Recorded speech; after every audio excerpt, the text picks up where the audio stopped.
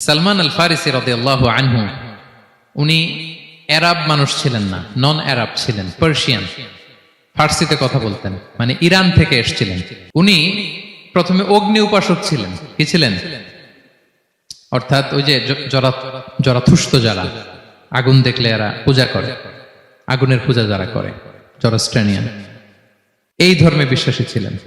আগুনের পূজা করতেন ইরানে। তিনিও আগুনের পূজা করে, তার বাবাও আগুনের পূজা করে। তো একদিন বাবা একটা কাজে পাঠিয়েছে, ওই কাজ করতে যেয়ে সে খ্রিস্টানদের গির্জা ক্রস করতেছিল। ছোট মানুষ গির্জা ক্রস করতে যেয়ে দেখে খ্রিস্টানরা কেমন যেন আলাদা ইবাদত করে, নামাজ পড়ে। এটা দেখে খুব ভালো লাগছে, তার খুব ভালো লাগছে।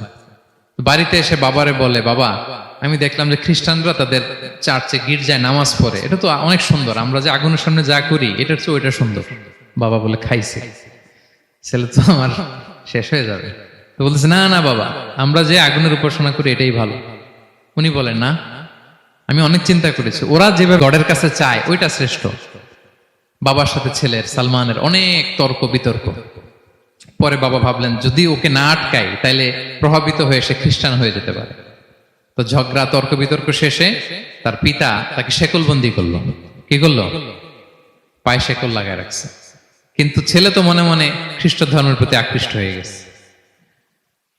তো ওই খ্রিস্টানরা তার সাথে লুকিয়ে যোগাযোগ করত। সালমান ওই খ্রিস্টানদেরকে বলল যে, তোমাদের খ্রিস্টান ধর্মের উৎপত্তি কোথায়? বলে, সিরিয়াতে। বলতেছে, এখান থেকে কোনো কাফেলা সিরিয়া যাবে নাকি? বলতেছে, হ্যাঁ, মিশনারি ওয়ার্কে একটা কাফেলা আসছে, যাবে। বলতেছে, যেদিন যাবে আমাকে বলবে। তো যেদিন যাবে তাকে এসে বলা হয়েছে তার বাবা নাই, সে শিকল ভেঙে, শিকল সহ ওই কাফেলার সাথে যে জড়িত হয়েছে। দেখেন বিশ্বাস, আদর্শ মানুষকে কিভাবে উজ্জীবিত করে। উনি চলে গেলেন সিরিয়াতে। সিরিয়াতে যে এক পাদ্রির হাতে বায়াত হলেন, কিন্তু এই পাদ্রিটা ছিল ভণ্ড। সে খ্রিস্টানদের দান সৎকা নিয়ে গরিবদের না দিয়ে নিজেই খেয়ে ফেলতো। তো বেচারা পড়লো বিপদে, যে হায় রে, এত সুন্দর ধর্ম রে কারাপ্টেড করতেছে সে। পরে এই পাদ্রি যখন মারা গেল, সালমান সে আরেক পাদ্রির কাছে গেল। আরেক পাদ্রির কাছে গেল। ওই পাদ্রি আবার অনেক ভালো, খুবই ইবাদত করে। তো ওই পাদ্রি কিছুদিন থাকার পরে ওই পাদ্রিও মারা গেল। ওই মারা যাওয়ার আগে সে জিজ্ঞেস করতেছিল যে, পাদ্রি, এই বর্তমান পৃথিবীতে সবচেয়ে ভালো খ্রিস্টান পাদ্রি কে?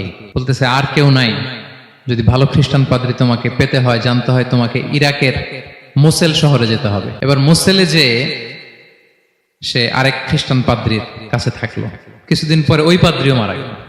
তো মৃত্যুর আগে তাকে জিজ্ঞেস করছিল যে, পাদ্রি আপনি বলেন তো, আপনার পরে শ্রেষ্ঠ পাদ্রি কে আছে পৃথিবীতে? সে বলতেছে, আমার পরে শ্রেষ্ঠ কোনো পাদ্রি আর পৃথিবীতে নাই। খ্রিস্টান ধর্ম শেষ হয়ে গিয়েছে, নাই। তবে জেনে রেখো, শেষ জামানার নবী আসার সময় ঘনিয়ে এসছে। তিনি যে এলাকায় আসবে, এলাকাটা চারদিকে পাহাড় বেষ্টিত থাকবে। চারদিকে থাকবে পাহাড়, খেজুরের বাগান, মরুদ্যান। তাকে চেনার আলামত আছে। কি আছে? আলামত আছে। এক নম্বর আলামত হচ্ছে, ওই শেষ নবীকে দানের খাবার দিলে তিনি খায় না, কিন্তু উপহার দিলে সে নেয়, খায়। আর তার পিঠে দুই কাঁধের মাঝখানে একটা নবুয়তির মোহর আছে। সুবহানাল্লাহ। যদি পারো তার কাছে যে বায়াত হও। সালমান আল ফারিসি পাগল হয়ে গেছে ওনার সন্ধান পাওয়ার জন্য। কিভাবে যাবে, কিভাবে যাবে? তো উনি কিছু ছাগল পালতেন। একটা কাফেলা তিনি পেলেন, যে কাফেলা আরব কাফেলা, বনু কালবের কাফেলা, আরব দেশে যাচ্ছে। তাদের সাথে তিনি চুক্তি করলেন যে, আমার যত ছাগল আছে এই ছাগলগুলো তোমাদের দিয়ে দিব, তোমরা কি ওই এলাকায় আমাকে পৌঁছে দিবা? তারা বললেন, হ্যাঁ, পৌঁছে দিব। সব ছাগল দিয়ে দিলেন, রওনা হইলেন ওই এলাকায়। মাঝপথে তারা তার সাথে জুলুম করলো, অন্যায় আচরণ করলো। তাকে দাস হিসেবে বিক্রি করে দিল ইহুদিদের কাছে। ওয়াদি আল কোরা নামে একটা জায়গা আছে, ওখানকার এক ইহুদির কাছে বিক্রি করে দিল। সে ইহুদির কাছে দাস হিসেবে থাকতে আরম্ভ করলো। অনেকদিন পরে, মদিনার পূর্ব নাম কি দেখি কে বলতে পারে? হ্যাঁ, মাশাআল্লাহ। তো মদিনার পূর্ব নাম হচ্ছে ইয়াসরিব। তো ইয়াসরিবের এক ইহুদি, বনু কুরাইজার ইহুদি, সে আসছে ওয়াদি আল কোরাতে তার কাজিনের কাছে। এসে দেখে নতুন এক দাস পাইছে, বলছে, আমি কিনবো, তুমি কিনতে চাও? তার কাছে বিক্রি করে দিল। তখন ইয়াসরিবের ওই ইহুদি, বনু কুরাইজার, সালমান আল ফারিসিকে নিয়ে ইয়াসরিবে চলে গেল। সুবহানাল্লাহ। মদিনার আগের নাম কি? বিষ্ণু ইসলাম মক্কা থেকে হিজরত করে কিছুদিন পরে কই যাবেন? সত্যের অনুসন্ধানে যদি আপনি হন, সত্য আপনি পাবেনই, সত্যের কাছে আপনি পৌঁছাবেনই, এতে কোনো সন্দেহ নাই। দেখেন বিষ্ণু ইসলাম ওই এলাকায় আসবেন, আসার আগে আল্লাহ তাআলা সালমানকে নিয়ে ওখানে পৌঁছায় দিয়েছে।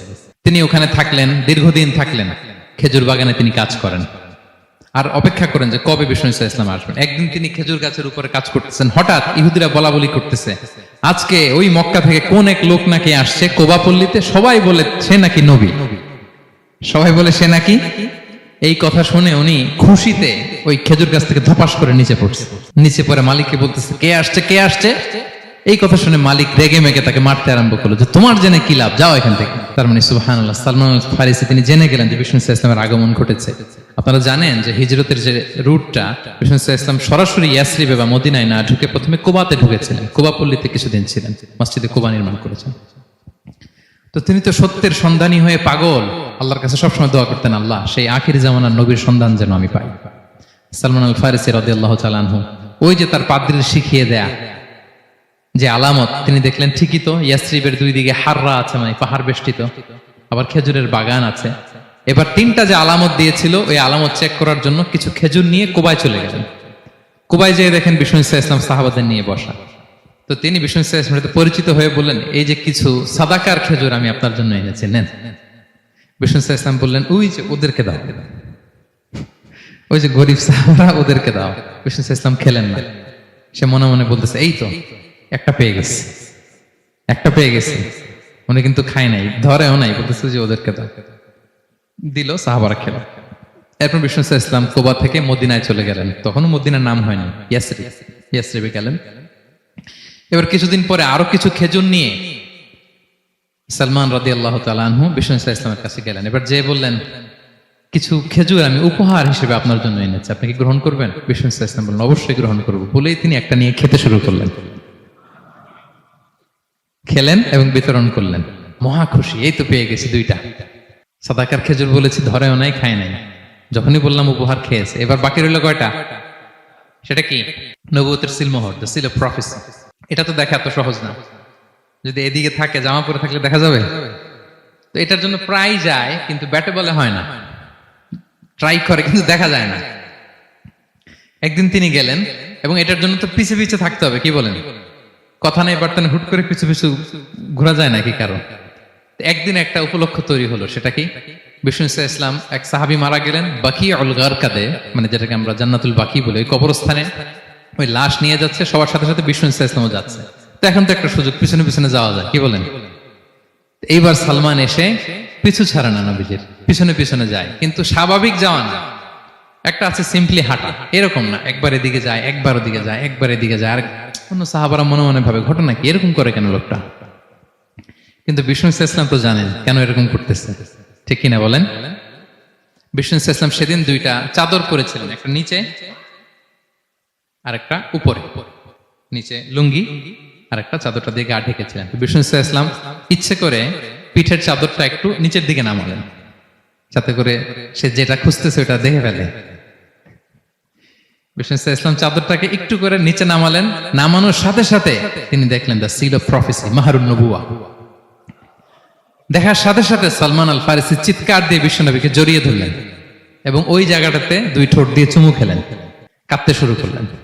বিষ্ণু ইসলাম বললেন, কেন কাঁদো তুমি? এতক্ষণ আমি আপনাদেরকে যা শোনালাম, সালমান পুরো ঘটনাটা বিষ্ণু ইসলামের কাছে বর্ণনা করলেন। বললেন, ইয়া রাসূলুল্লাহ, এই জন্য কাঁদি, আমি ছিলাম অগ্নি উপাসক, সত্যের সন্ধানে আমি খ্রিস্ট ধর্ম গ্রহণ করেছি। 3 খ্রিস্টান পাদ্রী শেষ করে সর্বশেষ যে ভালো পাদ্রীটা, উনি বলছে যে উনি মরার পরে আর কেউ ভালো পাদ্রী নাই, আখির জামার পায়গাম্বার আগমনের সময় এসেছে। পাহাড়ি এলাকা, চারদিকে খেজুর বাগান, এরকম জায়গায় উনি আসবে। আর 3টা সাইন বলেছে, উনি সাদাকা খায় না, উপহার নেয়, খায়, আর তার পিছনে থাকবে মাহরুন নবুয়া, নবুয়তি সিল। সুবহানাল্লাহ। বিষ্ণু ইসলাম খুশি হলেন, তাকে শাহাদা পড়ালেন এবং বললেন যে, তোমার এই দাসত্ব থেকে মুক্তির জন্য কি লাগবে? সে বলে যে, আমার চুক্তি হয়েছে 300 খেজুর গাছ লাগবে। কয়শো? বিষ্ণু ইসলাম বললেন, কে আছো তোমাদের ভাইকে সাহায্য করবা? কেউ 20টা, কেউ 30টা, কেউ 40টা। সব সাহাবারা ডোনেট করে 300 খেজুর দিয়ে দিলেন, খেজুরের গাছ হয়ে গেল। আর 40 গ্রাম স্বর্ণ, এটাও দিতে হবে। তো কোন এক যুদ্ধে বিষ্ণু ইসলাম একটা ছোট্ট স্বর্ণের টুকরে পেয়েছিলেন, বললেন যাও এটা নিয়ে ওজন দাও, ওজন দিলে দেখবা হয়ে গেছে। ওইটা নিয়ে ওজন দেয়া হলো, দেখা গেল মুহূর্তে একেবারে সমানে সমানে 40 গ্রাম হয়ে গেছে। সালমান আল ফারিসি রাদিয়াল্লাহু তাআলা আনহু তারপর থেকে মৃত্যুর আগ পর্যন্ত বিষ্ণু ইসলামের সাথে ছিলেন, সবগুলো যুদ্ধে অংশগ্রহণ করেছেন।